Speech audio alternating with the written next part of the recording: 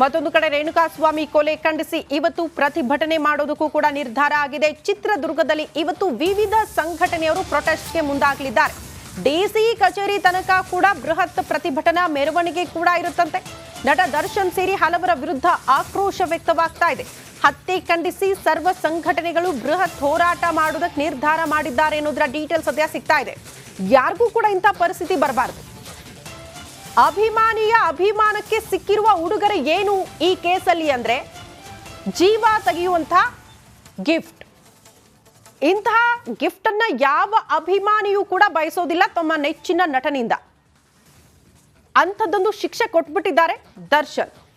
ಮತ್ತೊಂದು ಕಡೆ ನೋಡಿ, ರೇಣುಕಾಸ್ವಾಮಿ ಅವರನ್ನ ಕಳೆದುಕೊಂಡಿರುವಂತಹ ಕುಟುಂಬಸ್ಥರ ಪರಿಸ್ಥಿತಿ ನೋಡಿ, ಅವರ ಆಕ್ರಂದನ ಮುಗಿಲು ಮುಟ್ಟಿದೆ. ಮತ್ತೊಂದು ಕಡೆ ರೇಣುಕಾಸ್ವಾಮಿ ಅವರ ಪತ್ನಿ 5 ತಿಂಗಳ ಗರ್ಭಿಣಿ ಅಂತ ಕೂಡ ಹೇಳಲಾಗ್ತಾ ಇದೆ. ಈ ಬಗ್ಗೆ ಮತ್ತಷ್ಟು ಡೀಟೇಲ್ಸ್ ಅನ್ನ ಕೊಡ್ತಾ ಹೋಗ್ತಾರೆ ನಮ್ಮ ಪ್ರತಿನಿಧಿ ವೀರೇಶ್ ದೂರವಾಣಿ ಸಂಪರ್ಕದಲ್ಲಿ. ವೀರೇಶ್, ಹೇಗಿರುತ್ತೆ ಇವತ್ತು ಹೋರಾಟ? ಯಾವೆಲ್ಲ ಸಂಘಟನೆಗಳು ಭಾಗಿಯಾಗಬಹುದು? ಖಂಡಿತ ಶ್ರುತಿ, ಏನಂದ್ರೆ ಚಿತ್ರದುರ್ಗದಲ್ಲಿ ಈ ಒಂದು ಘಟನೆ ಚಿತ್ರದುರ್ಗದ ಜನರಿಗೆ ಜೀರ್ಣಿಸ್ಕೊಳ್ಳಕ್ ಆಗದೆ ಇರುವಂತ ಘಟನೆ. ಯಾಕಂದ್ರೆ ಒಬ್ಬ ಸೆಲೆಬ್ರಿಟಿ ಆದಂತ ದರ್ಶನ್ ಕಡೆಯಿಂದ ಈ ತರ ಒಂದು ಚಿತ್ರದುರ್ಗದ ಒಬ್ಬ ಯುವಕನಿಗೆ ಈ ತರ ಒಂದು ಸಾವು ಬರುತ್ತೆ ಅಂತ ಹೇಳ್ಬಿಟ್ಟು ಚಿತ್ರದುರ್ಗದ ಜನತೆ ಮತ್ತೆ ರೇಣುಕಾಸ್ವಾಮಿಯ ಫ್ಯಾಮಿಲಿ ಕೂಡ ಊಹಿಸಿರಲಿಲ್ಲ. ಆದ್ರೆ ರೇಣುಕಾಸ್ವಾಮಿಯ ಕೊಲೆಯನ್ನು ಖಂಡಿಸಿ ಇವತ್ತು ಚಿತ್ರದುರ್ಗದ ನಗರದಲ್ಲಿರುವ ವಿವಿಧ ಸಂಘಟನೆಗಳು ಸುಮಾರು ಇವತ್ತು ಒಂದು 11 ಗಂಟೆಗೆ ನಗರದ ನೀಲಕಂಠೇಶ್ವರ ದೇವಸ್ಥಾನ ಇದೆ, ನೀಲಕಂಠೇಶ್ವರ ದೇವಸ್ಥಾನದಿಂದ DC ವೃತ್ತದವರೆಗೂ ಸಾಕಷ್ಟು, ಅಂದ್ರೆ ಈಗ ಹೇಳ್ಬೇಕಂದ್ರೆ ನಗರದಲ್ಲಿರುವಂತಹ ವೀರಶೈವ ಸಮಾಜ ಆಗಿರ್ಬೋದು, ವೀರಶೈವ ಲಿಂಗಾಯತ ಮಹಾಸಭಾ ಆಗಿರ್ಬೋದು, ಜಂಗಮ ಸಮುದಾಯದ ಸೇರಿದಂತೆ ಚಿತ್ರದುರ್ಗದ ಅನೇಕ ಅಂದ್ರೆ ಸಂಘಟನೆಗಳು ಕೂಡ ನಡಿ ಈಗ ಶುರು ಮಾಡೋಣ.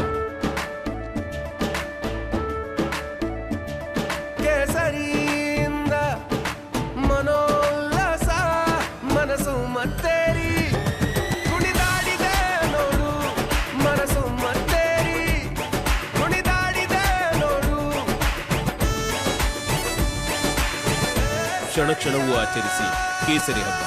ವಿಮಲ್, ಬಾಯಲ್ಲಿ ಹೇಳಿ ಕೇಸರಿ. ಇವತ್ತು ಕೈ ಜೋಡಿಸಲಿದೆ. ಆ ಸಂಘಟನೆ ಏನಂದ್ರೆ ಹೆಚ್ಚು ಕಡಿಮೆ ಒಂದು 500ರಿಂದ 600ಕ್ಕೂ ಹೆಚ್ಚು ಜನಗಳನ್ನು ಸೇರಿಸುವ ಒಂದು ಸಾಧ್ಯತೆ ಇದೆ. ಅಂದ್ರೆ ಈ ವಿಚಾರದಲ್ಲಿ ಯಾರು ಕರೆಯದೆ ಸ್ವಾಯತ್ತವಾಗಿ ಬಂದು ಪ್ರತಿಭಟನೆಯಲ್ಲಿ ಸೇರುವಂತ ಜನರು ಹೆಚ್ಚಾಗಿ ಬರ್ತಿದ್ದಾರೆ ಅಂತ ಕೇಳಿ ಬರ್ತಿದ್ದೀವಿ. ಅದೇ ರೀತಿ ಅಂದ್ರೆ ಇದು ಒಂದು ಮನುಷ್ಯತ್ವದ ಕೊಲೆ ಅಂತ ಹೇಳ್ಬಿಟ್ಟು ಚಿತ್ರದುರ್ಗ ಜನತೆಯಲ್ಲೂ ಸಾಕಷ್ಟು, ಅಂದ್ರೆ ಒಂದು ರೀತಿಯಲ್ಲಿ ರೇಣುಕಾಸ್ವಾಮಿ ತಪ್ಪು ಮಾಡಿದ್ರೆ ಒಂದು ವಾರ್ನ್ ಮಾಡ್ಬೋದಾಯ್ತು, ಇಲ್ಲ ಅವನಿಗೆ ಶಿಕ್ಷೆ ಕೊಡ್ಬೋದಿತ್ತು. ಆದ್ರೆ ಜೀವವನ್ನೇ ತೆಗೆಯುವ ಎಷ್ಟು ಸರಿ ಅನ್ನೋದು ಒಂದು ಚಿತ್ರದುರ್ಗದ ಜನತೆಯಲ್ಲಿ ಆಕ್ರೋಶ ಒಂದು ಹೊರಗಾಗ್ತದೆ. ಯಾಕಂದ್ರೆ ದರ್ಶನ್ ಅಂದ್ರೆ ಒಬ್ಬ ಸ್ಟಾರ್ ನಟರು ಇಂತಹ ಒಂದು ದುರ್ವರ್ತನೆಗೆ ಮುಂದಾಗಿದ್ದಾದ್ರೆ ಏಕೆ ಎಂಬ ಪ್ರಶ್ನೆ ಕಾಡ್ತಿದೆ ಚಿತ್ರದುರ್ಗ ಜನರ ಹೇಳ್ಬೋದು. ಓಕೆ ವೀರೇಶ್, ಧನ್ಯವಾದಗಳು ತಮ್ಮೆಲ್ಲ ಮಾಹಿತಿಗೆ.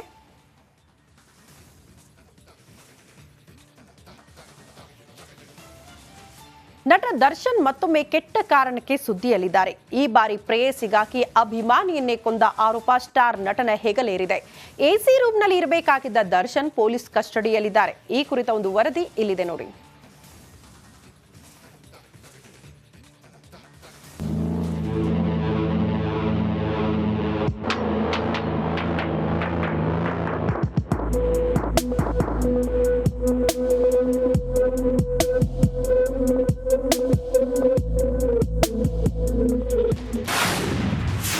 ಅಭಿಮಾನಿ ಹತ್ಯೆ ಕೇಸ್ನಲ್ಲಿ ನಟ ದರ್ಶನ್ ಬಂಧನ. ಸಿಕ್ಕಲ್ಲಿ ಹೊಡೆದು ಕೊಂದ ಪಾಪಿಗಳ ತಂಡ. ಕೊಲೆ, ರಣ ಭೀಕರ ಕೊಲೆ. ಜೂನ್ 8ಕ್ಕೆ ತಣ್ಣಗಿದ್ದ ಕಾಮಾಕ್ಷಿ ಪಾಳ್ಯದಲ್ಲಿ ಸಿಕ್ಕಿದ್ದು ಅರೆ ಬೆತ್ತಲೆಯ ವ್ಯಕ್ತಿಯೊಬ್ಬನ ಮೃತದೇಹ.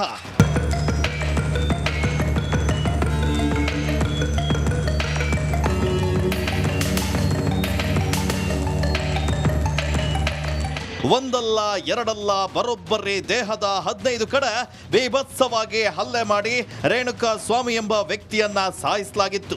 ರಣಭೀಕರ ಕೊಲೆಯ ಆರೋಪ ಕೇಳಿಬಂದಿದ್ದು ಚಾಲೆಂಜಿಂಗ್ ಸ್ಟಾರ್ ದರ್ಶನ್ ಮತ್ತು ಅವರ ಗ್ಯಾಂಗ್ ಮೇಲೆ. ಸ್ನೇಹಿತೆ ಪವಿತ್ರ ಗೌಡಗೆ ಮೆಸೇಜ್ ಮಾಡಿದ್ರು ಎಂಬ ಆರೋಪದಲ್ಲಿ ದರ್ಶನ್ ಅಂಡ್ ಗ್ಯಾಂಗ್ ವಿಕೃತವಾಗಿ ಹಿಂಸೆ ಮಾಡಿ ಹತ್ಯೆ ಮಾಡಿದ್ದಾರಂತೆ.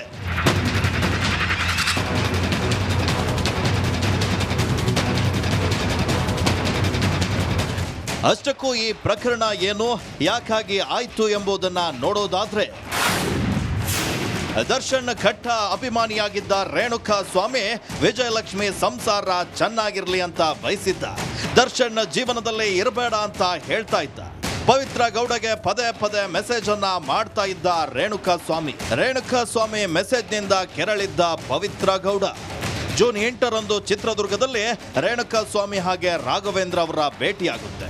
ಚಿತ್ರದುರ್ಗ ದರ್ಶನ್ ಅಭಿಮಾನಿ ಸಂಘದ ಅಧ್ಯಕ್ಷ ಇದ್ದ ರಾಘವೇಂದ್ರ ಮತ್ತು ಆತನ ಸಹಚರರಿಂದ ರೇಣುಕಾ ಸ್ವಾಮಿಯನ್ನ ಕಿಡ್ನಾಪ್ ಮಾಡಲಾಗುತ್ತೆ.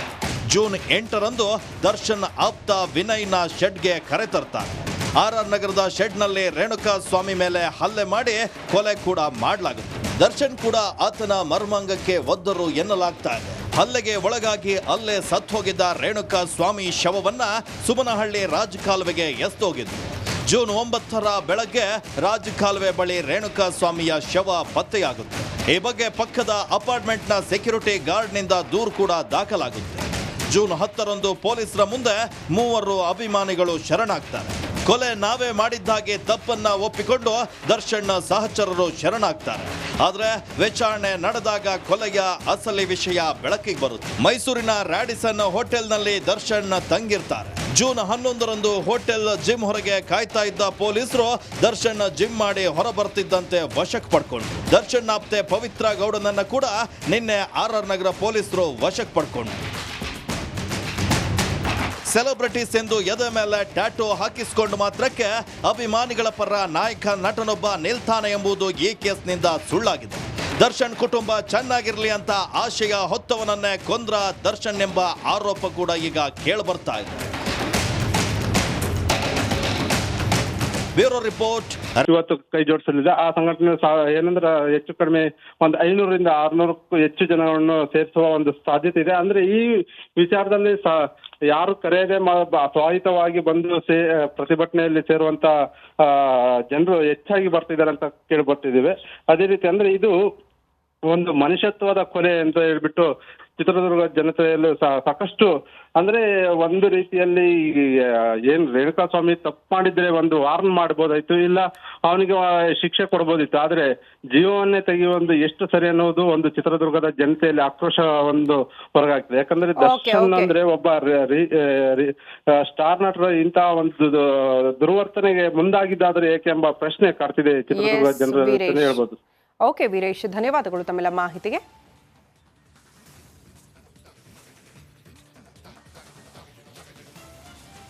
ನಟ ದರ್ಶನ್ ಮತ್ತೊಮ್ಮೆ ಕೆಟ್ಟ ಕಾರಣಕ್ಕೆ ಸುದ್ದಿಯಲ್ಲಿದ್ದಾರೆ. ಈ ಬಾರಿ ಪ್ರೇಯಸಿಗಾಗಿ ಅಭಿಮಾನಿಯನ್ನೇ ಕೊಂದ ಆರೋಪ ಸ್ಟಾರ್ ನಟನ ಹೆಗಲೇರಿದೆ. ಎಸಿ ರೂಮ್ನಲ್ಲಿ ಇರಬೇಕಾಗಿದ್ದ ದರ್ಶನ್ ಪೊಲೀಸ್ ಕಸ್ಟಡಿಯಲ್ಲಿದ್ದಾರೆ. ಈ ಕುರಿತ ಒಂದು ವರದಿ ಇಲ್ಲಿದೆ ನೋಡಿ.